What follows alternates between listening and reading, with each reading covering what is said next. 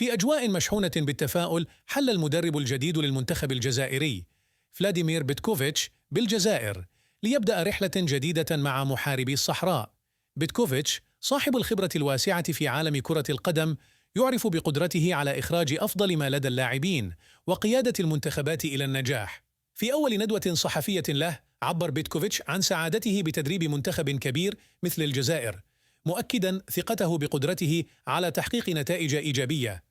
وضعت أمام بيتكوفيتش قائمة أولية تضم 45 لاعباً، من المتوقع أن تشهد بعض التغييرات في التربص القادم، حيث يبحث المدرب عن أسماء جديدة لتعزيز صفوف المنتخب. يدرك بيتكوفيتش أن مهمته لن تكون سهلة، خاصة وأن المنتخب الجزائري يمر بفترة صعبة بعد خروجه من كأس أفريقيا الأخيرة، ولكن يبدو بيتكوفيتش متحد لهذه التحديات، مؤكدا أنه معتاد على العمل تحت الضغط وأن هدفه واضح: التأهل لمونديال 2026 والذهاب بعيدا في كأس أفريقيا 2025.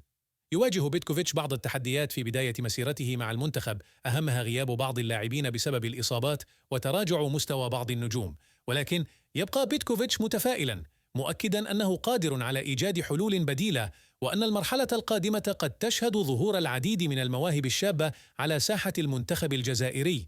مع انطلاق مسيرة بيتكوفيتش مع المنتخب الجزائري تبقى الأنظار مشدودة نحو النتائج التي سيحققها، ونأمل أن يعيد محاربي الصحراء إلى سكة الانتصارات. انتظرونا في الحلقات القادمة لمتابعة آخر تطورات المنتخب الجزائري. لا تنسوا الاشتراك في القناة وتفعيل الجرس لمتابعة كل جديد.